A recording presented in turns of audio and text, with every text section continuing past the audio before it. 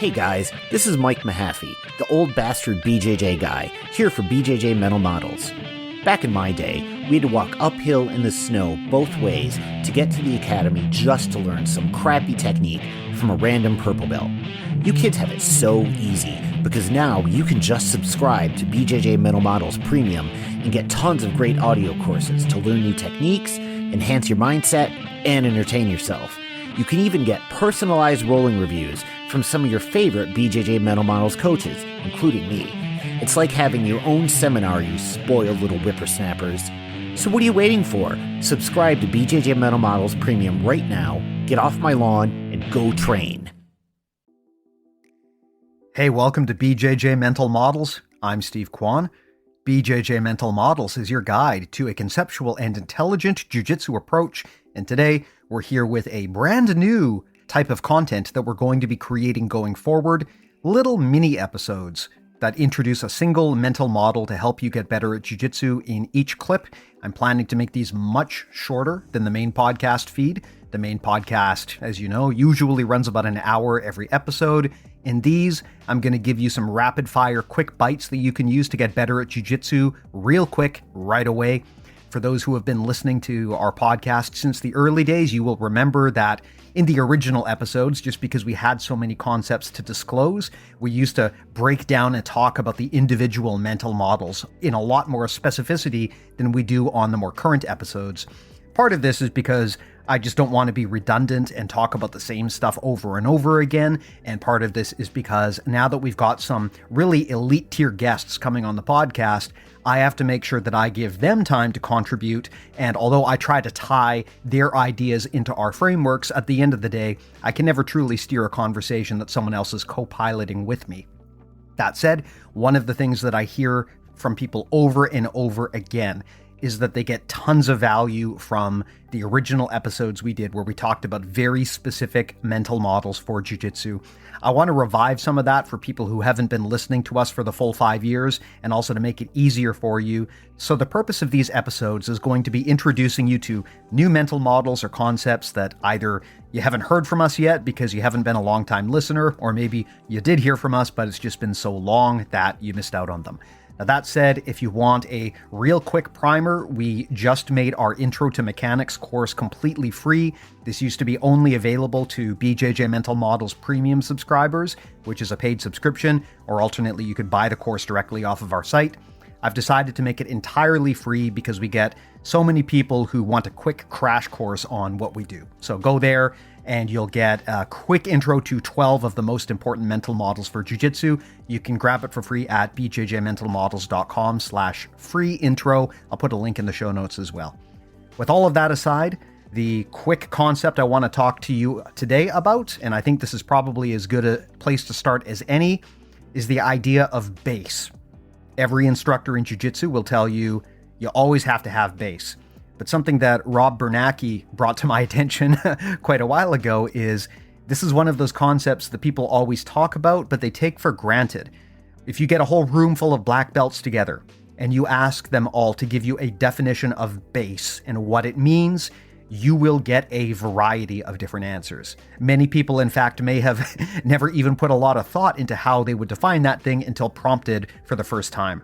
So I will use the definition here that Rob Biernacki uses, and the reason that we're going to be talking about his definition will become clearer in the next few weeks as I release more of these mini episodes, and you'll start to see how they all fit together. But the way that Rob describes base is your ability to generate or absorb force relative to your goals. That's a very loaded statement. There's a lot of thought that's been put into that, and I'm going to unpack that in bits and pieces here. So first of all, let's talk about force generation. To do pretty much anything offensively in jiu-jitsu, whether it be advancing position or trying to lock up a submission, to some extent you have to generate force. And you do that by pushing off of a surface. So either you're using, most of the time it's going to be your hands or your feet. Sometimes though, it's your shoulders, your butt, really any part of your body. If you can push against a surface, you can generate force in one direction. So when, for example, you kick off your legs to shoot a double leg, that is generating force. You're using your feet to generate force to drive forward. When you try to do many sweeps, like for example, a scissor sweep, you're trying to use your leg to drive force into the person's midsection to tip them over. It's really hard to get anything done in jiu-jitsu if you're not generating force. If you don't generate force, you're basically just a little object and you're not moving. It is completely up to your opponent as to how you would move. So generating force is the key to really doing anything offensive in jiu-jitsu. Now that said, the flip side of this is absorbing force. This is important because while you are trying to attack your opponent, they will be trying to attack you. And your ability to absorb that incoming force and that incoming energy is going to be what allows you to stay safe. So think of an example here. Anyone who's trained jiu-jitsu stand-up for even a day will have been told that you need to adopt a staggered stance, similar to how a boxer or a wrestler would stand, right? So their legs are positioned diagonally, they're not horizontally. If you look at traditional martial arts like Wing Chun Kung Fu, for example, one of the things you will notice is that they don't always do this. They may have a squared stance where their feet are horizontal to each other. And that's not really ideal because you don't have a lot of force. If you have a staggered stance, which means you've got a lead foot and a back foot, then I can push or pull you in really any of the directions, and you will have some ability to readjust your base so you don't just fall over. Whereas the problem is if I've got my feet completely horizontal to each other, like in Wing Chun, if I push you backwards or pull you forwards, there's not a lot stopping you from just going for a ride. So that's what we mean when we talk about absorbing force. You always want to make sure that no matter what your opponent does, you have the ability to absorb that energy, and you normally do that by placing your body in such a way that no matter where they push or pull you, you've got some way to stop that motion or to switch course so you don't just keel over and something bad happens to you. If you think about every time someone has attacked you in jiu-jitsu and they've tried to really aggressively go for a sweep, you've probably felt them attacking your base and feeling your base whittle away over time. So, for example, if I'm sitting in your guard, maybe the first sweep attempt you hit me with, it wobbles me a bit, but it doesn't knock me off balance entirely. But if you follow it up aggressively and you keep hitting me with chain attacks over and over again, eventually I've got so much motion going on that I'm just wobbling left and right and left and right. That's when it gets much easier to sweep people, is when they don't have their base solid like that.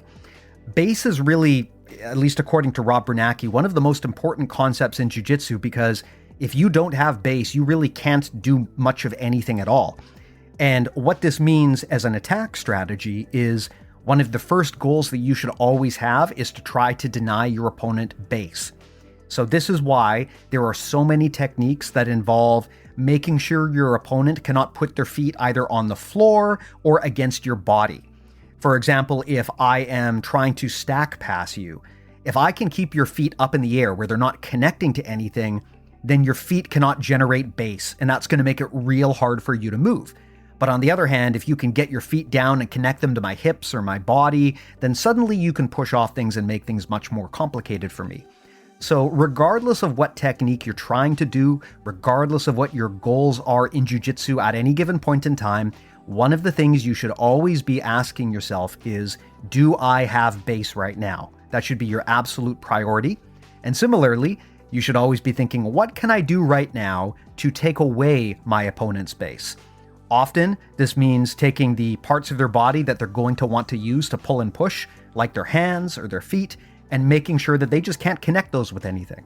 If you can keep their feet or their hands dangling in the air unconnected to things, what you will find is it's going to be a lot easier to move your opponent and to get inside on them to go where you want to go, because their ability to generate and absorb force is reduced. Now, one last thing that's worth pointing out, the full statement, the full definition we're running with here is your ability to generate and absorb force relative to your goals. And that's important because there's not a single right or wrong way to generate base. It depends on the position you're attacking from. As an example, if I am standing, the way that I might generate base might be by connecting my feet to the floor and using that again in a staggered stance so that I can push off of my feet and drive forward when I want to. But what about when I am on bottom side control, for example? Situation might be a little bit different there. What if I am playing an inverted position? Situation might be a little bit different there. And you might look at those and think at first, well, you don't have base in those positions. That's not always true though, because if you have some ability to generate or absorb force relative to your goals, then you have base. That could be by connecting your shoulders to the mat. It could be by connecting your hands to your opponent. So the reason I bring this up is it is not always as simple as my feet are on the floor. Sometimes the person might have base because they can connect their feet to your body, or they can bridge off of their shoulders really powerfully. There's a lot of ways that people can generate base. You can even use your head to generate base if you post with it. So it's not as simple as, do I have my feet on the floor? That's an important thing for people to understand, because you can be in a very inferior position and technically still have base. If you've ever taken side control on top of a grappler who's very experienced, maybe a brown or a black belt, what you may have felt is even though you're the person on top, it doesn't really feel like you can control them. They're still moving around and they're still working their escapes. If that's happening, that's because they probably still have base. Whereas if your weight is locking them in position and they're trying to move but they can't, that means you've probably done a good job of neutralizing their base. So to shorten all of this up into a single statement, in jiu-jitsu, you always want to make sure that you can generate and absorb force relative to your goals, and you want to take your opponent's ability to do that away. Regardless of the move or the situation, that is always a good objective. That is base in a nutshell, and we're going to be expanding upon that a little bit more in the next few of these minis. I hope you enjoyed them. As always, everything we make lives at BJJMentalModels.com, so if you want to listen to longer form chats with some of the best grapplers in the world, if you want to join our newsletter, or if you want to get direct coaching and masterclass content from our premium services, you can all sign up there. As always, I'll put a link in the show notes. Thanks a lot. Talk to you next time.